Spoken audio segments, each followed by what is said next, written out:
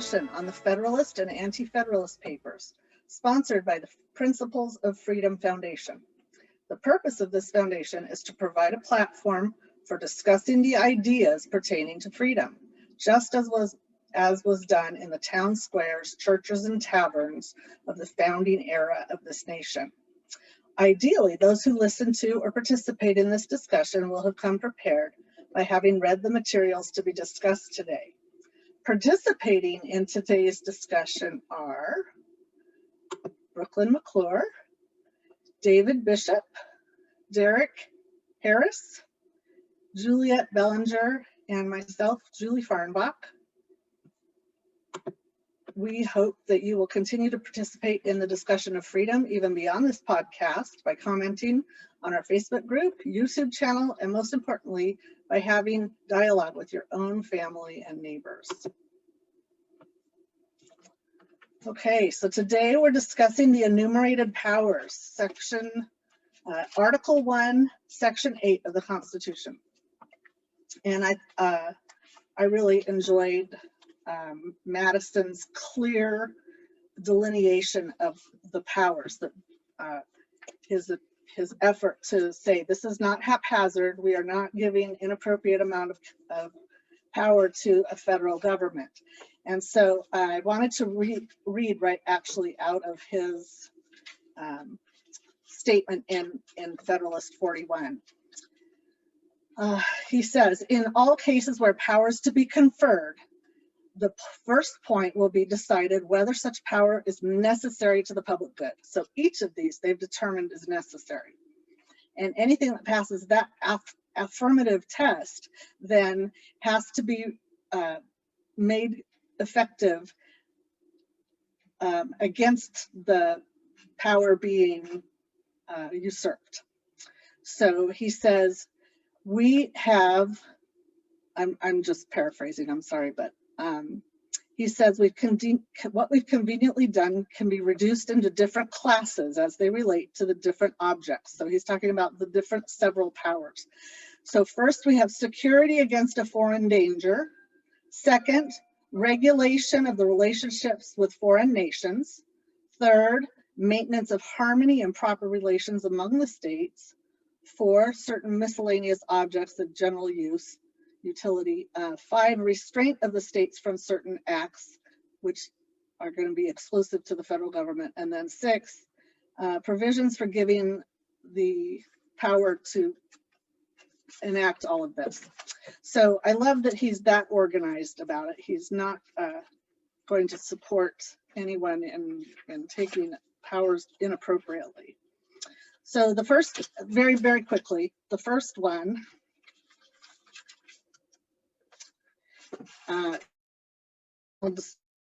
and so clause Act Article 1, Section 8 gives the Congress the power to declare war, create an army and navy, issue letters of marque and reprisal. I'll explain that in a minute. Regulate the militia, to tax and to borrow. And then the second area of powers he gives is to, the second class of powers is to regulate international relationships, to make treaties, to send and receive ambassadors and other public ministers, to define and punish piracy and felony committed on the high sea, to regulate foreign commerce, including the power to prohibit after the year 1808 the importation of slaves. So this class of powers, he says, is obvious and essential to the federal government. The third class of powers is to monitor, manage interstate relations. And there he says they will regulate commerce among the several states. So that means between, not within, and the Indian tribes. To coin money, regulate the value thereof, and to foreign coin, to provide punishment for counterfeiting the current coin and securities, to fix standards of weights and measures, to establish a uniform rule of naturalization and bankruptcy laws. They weren't going to let us have debtors' prisons like they did in Britain, to prescribe the manner in which all public acts, records, and judicial proceedings of the states will be proved, and to establish post offices and post roads. And then if you skip ahead to the fifth class of powers to the federal government, it's actually just a restriction on the states to do all those things we just listed. We're giving the federal government the exclusive authority to manage those things. We can't have every state doing their own currency, right, or their own postal system. We have to be able to work together. We can't have the states creating treaties. That needs federal coordination and oversight. So the fourth class of powers is the miscellaneous utility, and that includes copyrights and patents, to administer the seat of government, to create the District of Columbia when they eventually did, and to exercise authority over the territories, the possible new states, and the forts, magazines, arsenals, and dockyards required of that. Also to define and punish treason, and that's it. So those are the miscellaneous utilities. And then we already talked about the restraints on state. It was those individual things that they cannot duplicate on behalf of the federal government or on behalf of themselves in opposition to the federal government. And then under the sixth class, this is the doozy, and this is to make all laws which shall be necessary and proper for carrying into execution the foregoing powers, and all other powers vested by this Constitution in the government of the United States or any department or office thereof. And here the necessary and proper clause, providing for the general welfare, is widely debated and misinterpreted. They have this, Madison explains that they have the same problem with a Bill of Rights. We cannot list everything that is necessary and proper, nor could we exclude things that would not be necessary and proper, because we could never have everything listed. We have to allow the Congress the flexibility to meet whatever circumstances arise. And that's where I think we'll probably spend a lot of time tonight talking, but there you have it, the enumerated powers in 6 carefully defined areas that were obvious to me, clearly essential in Madison's mind. And that's his rebuttal to the complaints and the worries of the Anti-Federalists about creating too much authority at the federal level or giving away too much power. All right, thank you for setting that stage for us. I forgot one thing. Okay, go ahead. Letters of marque and reprisal, I was going to define that for you.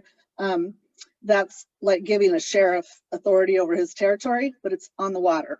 So it was to give ship captains the authority to act on behalf of the United States, to enforce laws, to seize illegal property or whatever. Okay, thank you. So yeah, I think like you said, that last part of Section 8, Article 1, stating that Congress shall have all the power to make all laws necessary and proper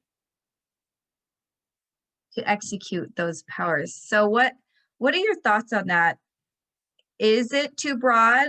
We read a essay by one of the Anti-Federalists, John Dewitt, in essay 2, where he says that wording was not precise enough.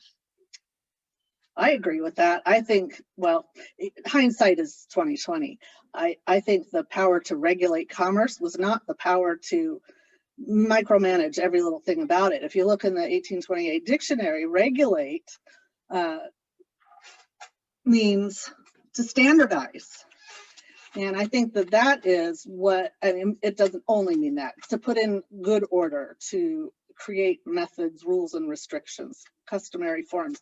But I know because I've read on this extensively, the founders wanted to make commerce easier. They wanted everybody to have the same currency. They wanted everybody on the same, duties and imports schedule. They wanted to get out of the way by standardizing so that they could let commerce flourish. They needed it for themselves and for their allies. But today the Department of Commerce and the amount of work the Congress has done to micromanage and require permits and all kinds of things for every branch of the government, for every function in society, I think is wildly overblown. It's my 2 cents. Okay. Did anyone else have anything they wanted to add?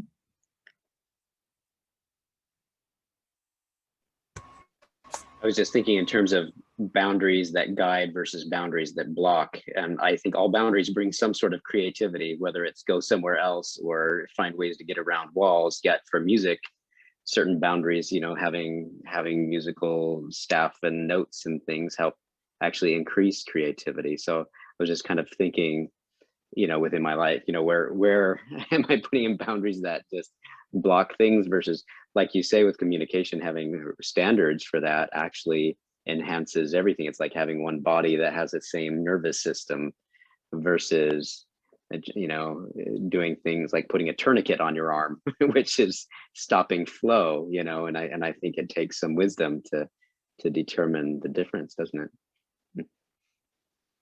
Thank you. Juliet? Oh, Oh, I thought Juliet was going to say something, but no. okay. Can you hear me okay? No? Can you hear me okay? It's a little bit broken up, No? but Does the sound... yeah, Should I give it a try? go for it. Okay, so thank you for that definition, Julia. It's perfect. Say, Oh, somebody's going ahead and one of the thoughts that came to my mind.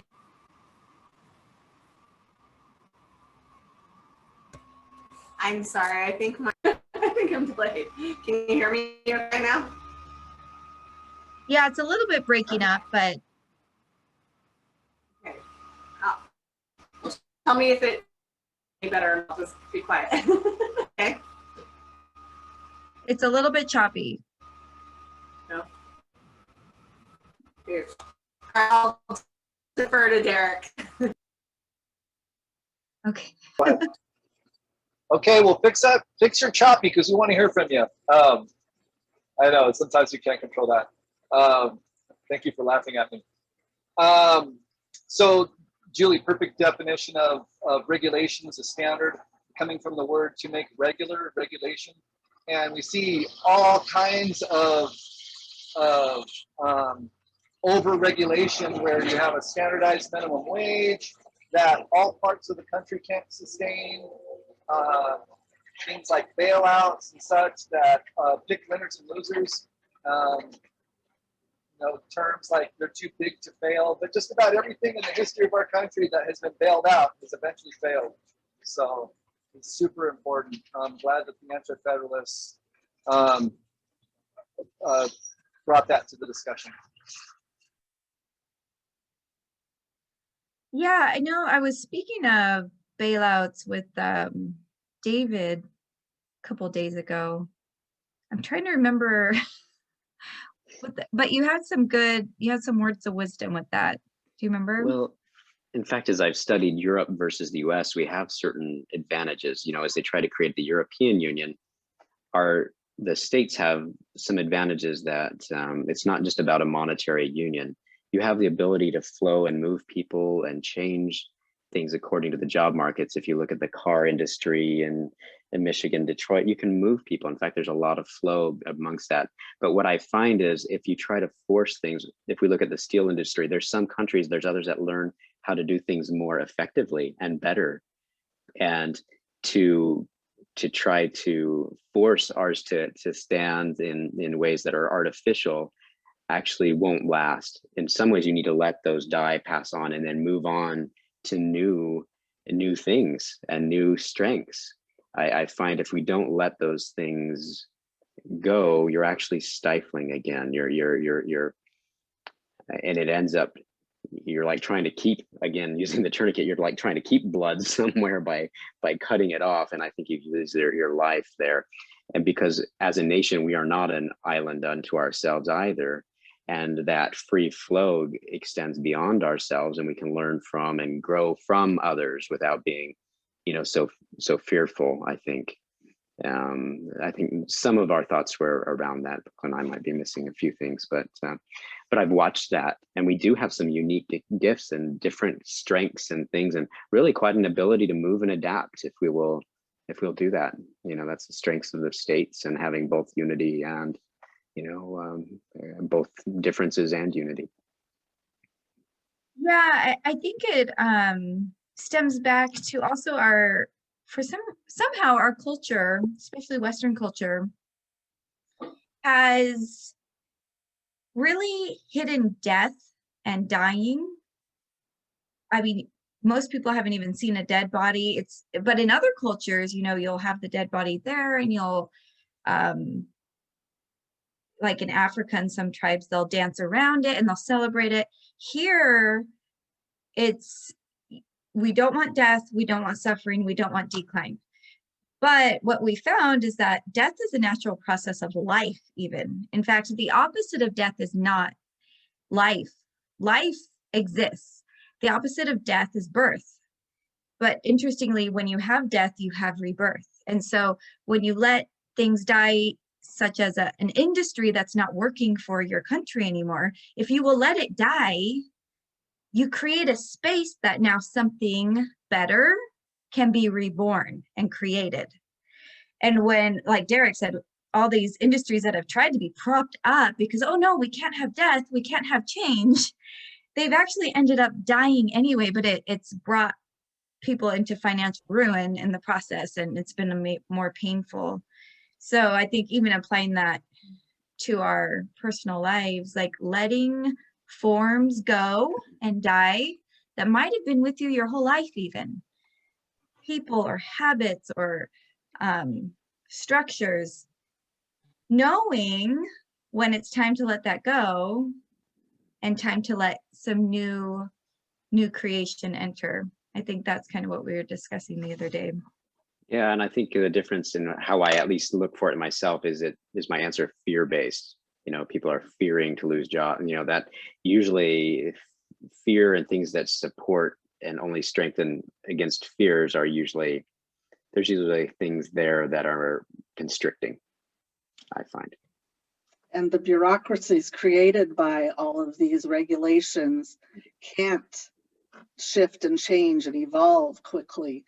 Ask Mr. Harris here how the post office problems have impacted him, or how monopolies have impacted his daily life.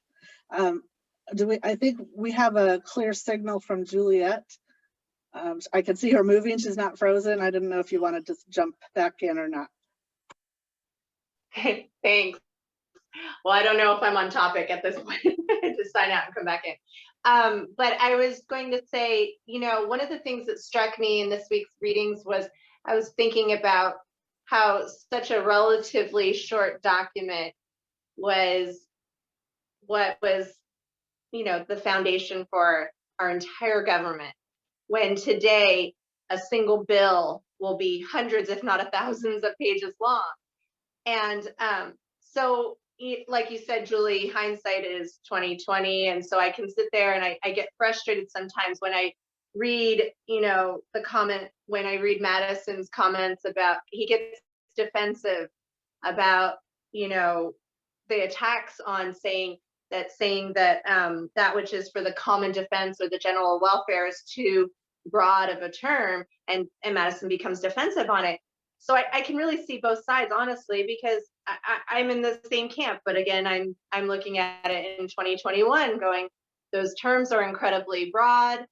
We are seeing abuses. We've seen abuses, you know, almost from the beginning of these terms, and now even more so than ever. It's just, it feels like anything can be considered to be for, you know, the common defense, or, you know, incredibly so for the general welfare. And yet I know that there was no way that they could have foreseen the growth, you know, to the extent which it was, obviously all the technological advances, everything that would be here, you know, in 2021, that could not have been foreseen in 1787. I know they did a great job, especially with what they had. I do think there are weaknesses now, though, that have been exploited, and we are dealing with those consequences. And I love Brooke's point, though, about you know, maybe letting go of some of the forms, and maybe letting some certain things die and new rebirth to happen. And I'm wondering if, I keep wondering if this is where we are in the evolution of our own government. Or at least in parts of it. I mean, it's interesting to me to see, for example, the creation of post offices and post roads. You know, it's a very specific thing created in our Constitution, whereas most of the topics are very broad and far-reaching. Of course, this is broad and far-reaching, but I wonder if it's time to let that go. But because of the policymakers, because of financing, because of unions, I don't know if anybody will ever be wise enough or have the political support to say, hey, this doesn't work. We have other commercial systems that fill this need. Can we just let this go? And the reality is, in most bureaucracies and with most politics, is unless it reaches a crisis state, it's just going to be continued on life support, according to Brooke's analogy, and trying to prevent the death. I wonder, though, with the wisdom of the post office and the post roads, they felt like that was necessary because we need communication between the states. And one thing that we've been seeing in especially social media lately is this cancel culture. So if you don't say the right thing, these private entities can cancel you from their platform, which is not technically a violation of the Constitution or the First Amendment of free speech, because it's a private group, right? So my thought as you were talking is, okay, let's say we do away with post offices and say everything is now, you know, FedEx or Amazon or whatever we want for delivery. If, though, those forms of and lines of communication were ever to start canceling a certain group of people, which they legally as private businesses could do, could that possibly interrupt some people being able to communicate and send letters or packages or things from one to another? I wonder if there's wisdom in actually preserving that in our Constitution. You're not wrong, and the commercial entities can do it what they want for their own motives. And shout out to UPS. UPS would be part of that too. Oh shoot, I lost my train of thought. Something you said triggered another thought. I don't remember, sorry. Okay, I'm sure it'll come back to you. But in the meantime, I do remember. Sorry, it was that if privately held, those companies could hold us hostage in a way. You know, sort of like hackers do. And you're right. They would then be picking the winners and losers. They would be picking who gets their packages and who doesn't. And so you're right. There is a vested interest by government in keeping this equitable. Yes. Well, I think that's why it's important to keep it regular and standard, because if you're doing a bad job at making your at delivering back and forth, then the consumer has the power to decide to choose another company. Or you can say, hey, you know what? I have a little bit of knowledge. I know a guy that knows a guy, and we could get together and we could form our own shipping company and we can compete, because there's no regulations that say, well, you have to have this number of people from this group, and you have to, you know, you don't have to have all of this red tape to cut through. And so ultimately, the consumer is supposed to have the final say on who the winners and losers are. Otherwise, it's artificial. Like the word that I love, that word that we used here, because the government is famous for artificially propping up businesses in the free market. The free market thrives on the power in the consumer. If something has a bad ingredient in it and causes illness, you don't need to go after the company that provided it. Everyone's going to leave them alone, and they're going to go bankrupt because they have, you know, practiced improper practices in their business. The free market has the power. Thank you. So the question that came to my mind while reading Hamilton's paper, let's see, Federalist 33, and also Dewitt's essay, you know, there's this battle between that phrase necessary and proper, is there wording that could ever be precise enough though? I mean, they left it broad, but could you ever get precise enough to control what John Adams said? He said, we have no government armed with the power capable of contending with human passions unbridled by morality and religion. Avarice, ambition, revenge, gallantry would break the strongest cords of our Constitution like a whale goes through a net. So like Juliet said, I mean, this a really simple document we have to govern our nation. And now in hindsight, we're like, oh, it should have been more precise, but really, could it have been? I don't believe so. And here's why. I can't find, I don't remember which paper it was in, if it was Hamilton or Madison, but they basically, it must have been Madison. They basically said, look, the Articles of Confederation gave this all the power to the states. This Constitution is going to derive its power and leave the remainder of the power with the people. That's where it should have been. It should stay. So I love that he pointed out, he was grounding them, reorienting them to the fact that by natural law, all rights delegated to government, you know, the source of those rights is the people, and we have to respect that, and that every power we are listing here is a legitimate, has been legitimately delegated to us by the people to keep our national defense, to keep our borders intact and people safe, to have armies, to have communication and a monetary system, no, scratch that, coinage and standards of weights and measures, so that the free market can do what it needs to do. But all of that, you know, copyright laws, no bills of attainder. They didn't want, you know, sons to pay the price for their father's sins. All of this is very, very quickly and directly tied to a natural human right in natural law. And so again, I think though these powers seem broad on paper and have been abused over time by unscrupulous representatives that we have, or our forefathers have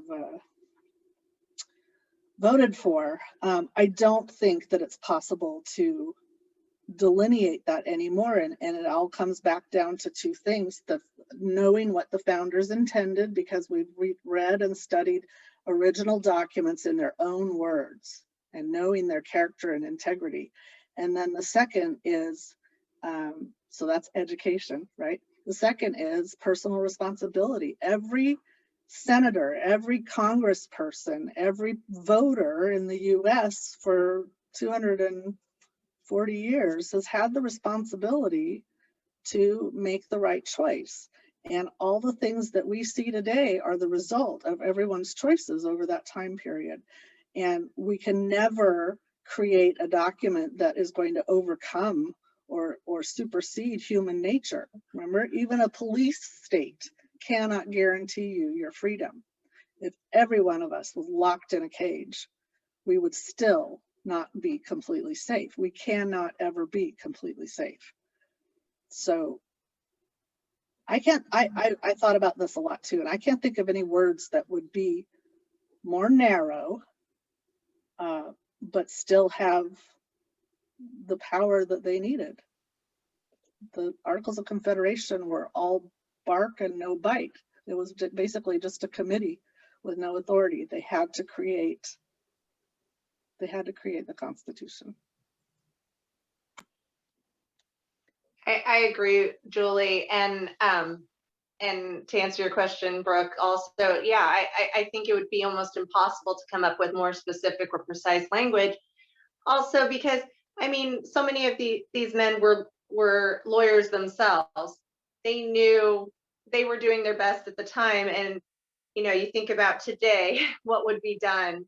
I mean, there would always be some quibble that could be, you know, some loophole, some way to come at it. So I mean, I think it would be almost futile to try to come up with some language that would preclude somebody from, or you know, preclude people with certain designs or agendas to do what they were going to try to do.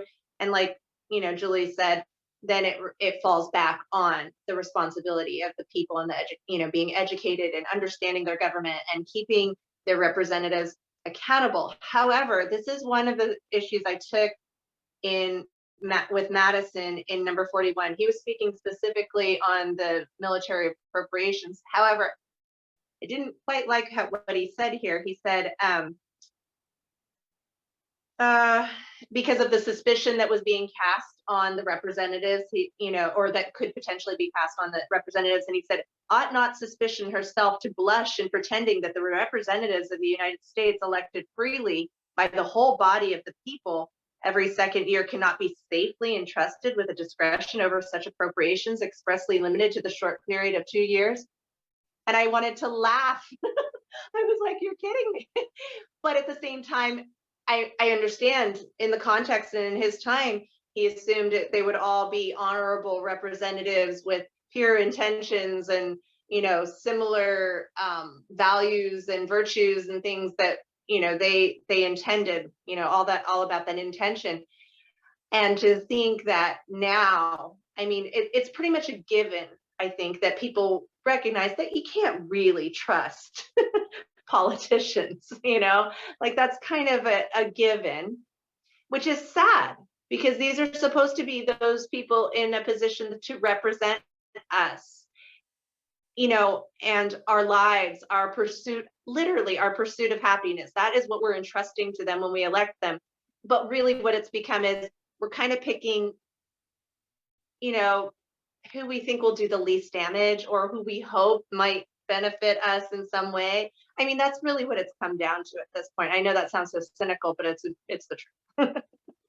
No, it's true.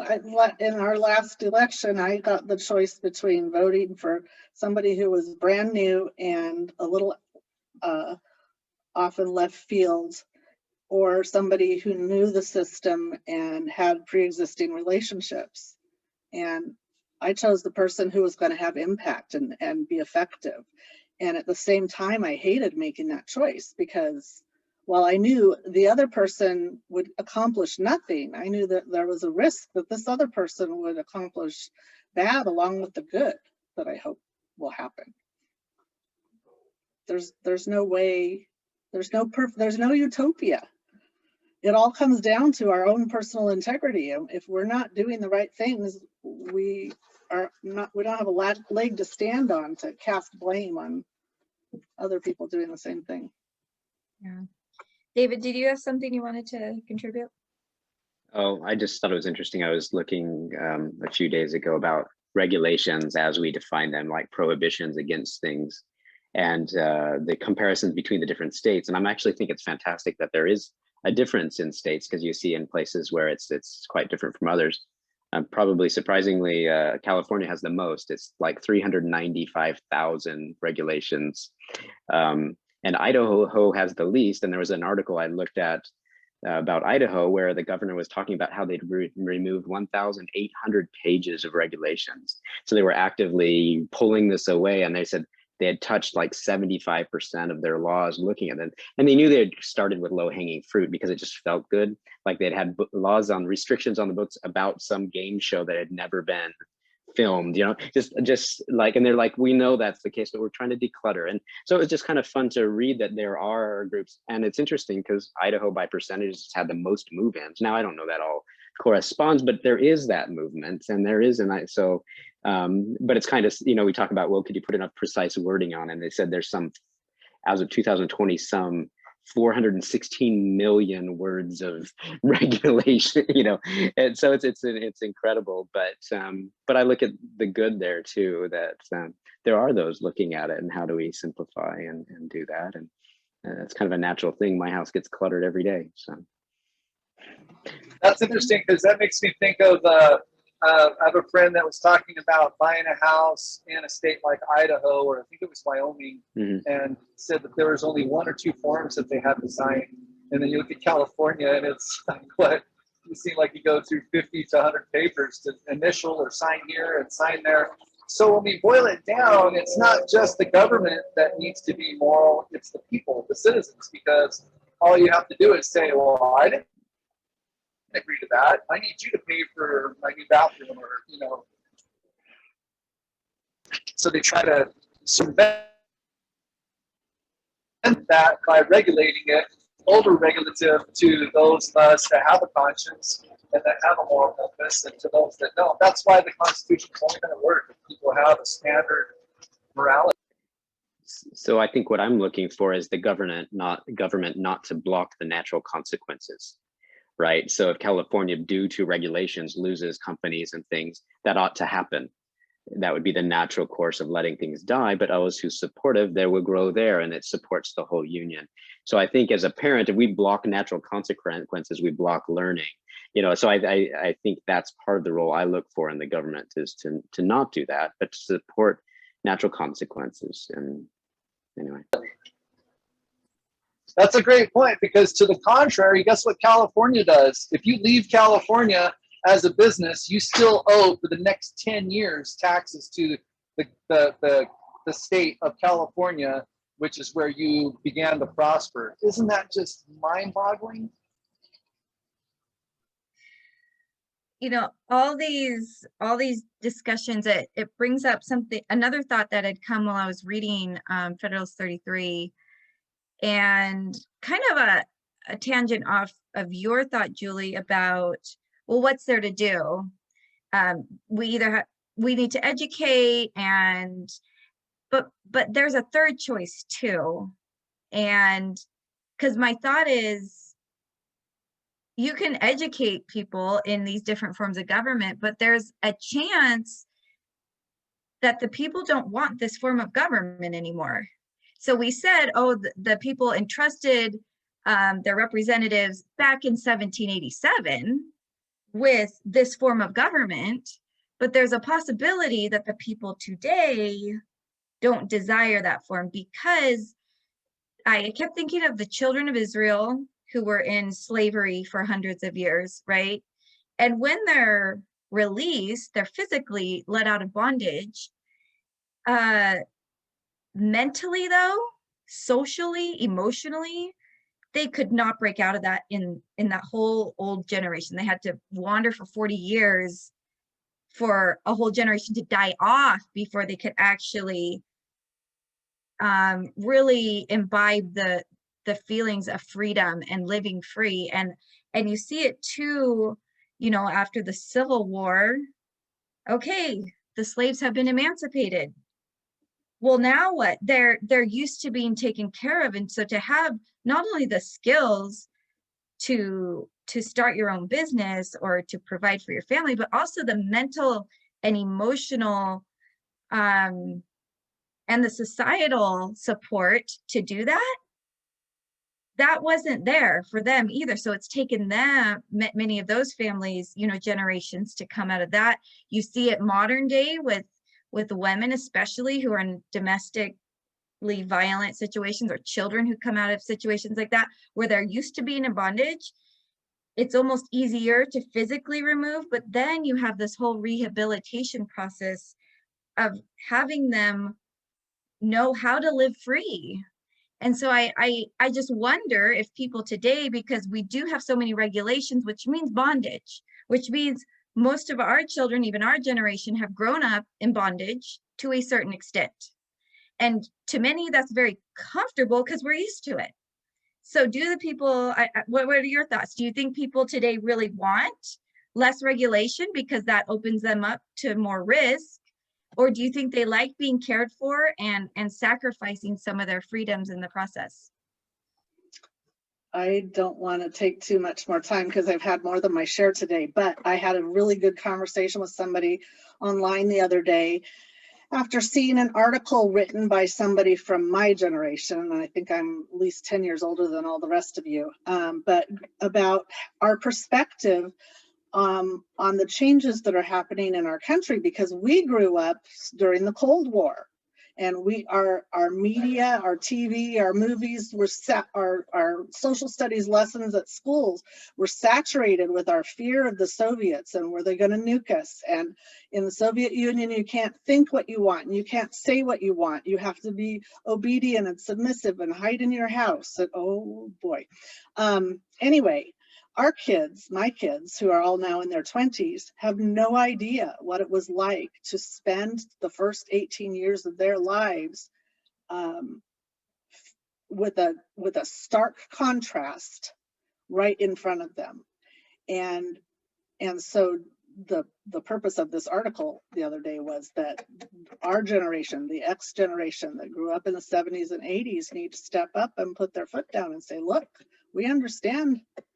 This is not about not letting you do what you want because you're young and free and you want a guaranteed income and comfort that your parents worked hard for.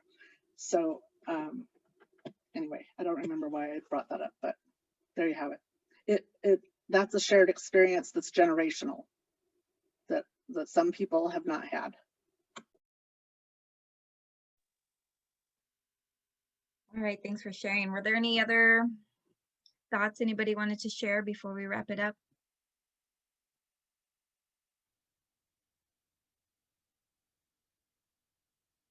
Alrighty then.